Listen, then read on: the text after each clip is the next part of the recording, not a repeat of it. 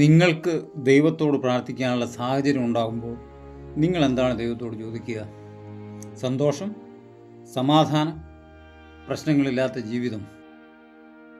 ആരോ പറഞ്ഞതുപോലെ ഉള്ളിൻ്റെ ഉള്ളിൽ ഓരോ കുഴിമാടങ്ങൾ പണിയുന്നവരാണ് നാം. കൈപ്പിടിയിൽ നിന്ന് വഴുതിപ്പോയ എത്രയെത്ര സ്വപ്നങ്ങൾക്ക് മീതെയാണ് നാം ഓരോ 3 പിടി മണ്ണ് വാരിയിട്ട് തിരികെ നടന്നത്. എന്നാലും പ്രാർത്ഥന മുകളിൽ പറഞ്ഞ കാര്യങ്ങൾക്കായിരിക്കും. അവനവനിൽ നിന്ന് അവനവനിലേക്കുള്ള ദൂരത്തിലാണ് നമ്മുടെ പ്രാർത്ഥനകൾ നിറഞ്ഞു തൂവുന്നത്. പക്ഷേ ഒരു സ്ത്രീയുടെ, ഒരമ്മയുടെ പ്രാർത്ഥന ഭാഗവതം 1-ാം സ്കന്ധം 8-ാം അധ്യായത്തിലുണ്ട്. അസാധാരണവും തലതിരിഞ്ഞതുമായ പ്രാർത്ഥന. പുഴുക്കുത്തേറ്റ് വീണ കിനാക്കളുടെ ഉണങ്ങിയ ഇലകൾക്ക് തീപിടിച്ച ജീവിതത്തിൻ്റെ കാട്ടുവഴിയിലൂടെ ഒറ്റയ്ക്ക് നടന്നവൾ കുന്തി ദേവി.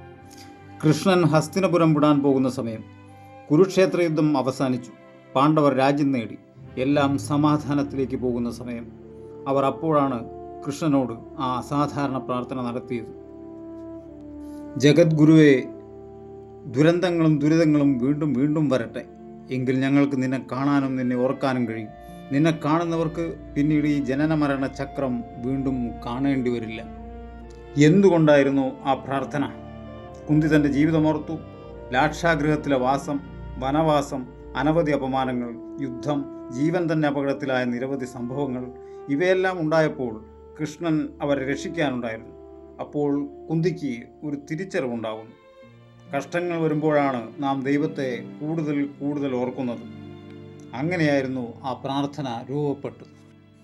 ആയിരക്കണക്കിന് വർഷങ്ങൾക്ക് മുമ്പ് കുന്തി പറഞ്ഞത് പിന്നീടുള്ള പല തത്വചിന്തകന്മാരും മറ്റൊരു ഭാഷയിൽ വീണ്ടും പറഞ്ഞു.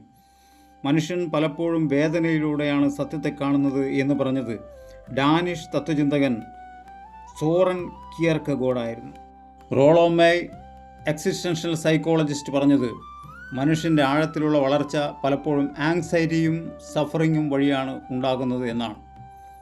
ഫ്യോദോർ ദസ്തയേവ്സ്കി വേദനയും ദുരിതവും മനുഷ്യജീവിതത്തിന് അനിവാര്യമാണ് എന്ന് മനസ്സിലാക്കി തന്നു. ഫ്രീഡ്രിക് നിറ്റ്ഷെ ദുരിതം മനുഷ്യനെ തകർക്കാനല്ല ശക്തനാക്കാനാണ് എന്നാണ് പറഞ്ഞത്.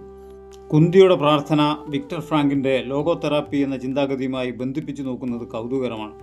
അദ്ദേഹം ഒരു സൈക്യാട്രിസ്റ്റും 2-ാം ലോക മഹായുദ്ധകാലത്തെ കോൺസെൻട്രേഷൻ ക്യാമ്പിലെ തടവുകാരനുമായിരുന്നു. അദ്ദേഹം ഇങ്ങനെ നിരീക്ഷിച്ചു: ഏറ്റവും കഠിനമായ സാഹചര്യങ്ങളിലും തകർന്നു പോകാതെ അതിജീവിക്കുന്നത് ശാരീരികമായ കരുത്തുള്ളവരല്ല, മറിച്ച് നമ്മുടെ ദുരിതത്തിന് ഒരു അർത്ഥം കണ്ടെത്താൻ കഴിയുന്നവരാണ്. ഇത് കുന്തിയുടെ പ്രാർത്ഥനയുമായി എങ്ങനെ ബന്ധിപ്പിക്കാം? ദുരിതങ്ങൾ വരുമ്പോൾ ഈശ്വരസ്മരണ ഉണ്ടാകുന്നു എന്ന് കുന്തി പറയുമ്പോൾ ആ ദുരിതത്തിന് അവൾ ഒരു ആത്മീയ അർത്ഥം നൽകുകയാണ് ചെയ്യുന്നത്. ഫ്രാങ്ക്ലിൻ്റെ ഭാഷയിൽ പറഞ്ഞാൽ, വേദനയെ ഒരു ദൗത്യമായി അല്ലെങ്കിൽ ടാസ്ക് മാറ്റുമ്പോൾ അത് സഹിക്കാവുന്നതായി മാറുന്നു. പുറമേ നിന്നുള്ള സാഹചര്യങ്ങളെ നമുക്ക് നിയന്ത്രിക്കാനാവില്ല, എന്നാൽ ആ സാഹചര്യങ്ങളുള്ള മനോഭാവം തിരഞ്ഞെടുക്കാൻ നമുക്ക് സാധിക്കും. കുന്തി ദുരിതങ്ങളെ ഈശ്വര സാമീപ്യത്തിനുള്ള വഴിയായി തിരഞ്ഞെടുത്തത് ഈ ആന്തരിക സ്വാതന്ത്ര്യത്തിന് ഉദാഹരണമാണ്. മനുഷ്യൻ്റെ പ്രധാന താല്പര്യം സന്തോഷം കണ്ടെത്തുക എന്നതല്ല, മറിച്ച് ജീവിതത്തിന് ഒരർത്ഥം കണ്ടെത്തുക എന്നുള്ളതാണ്.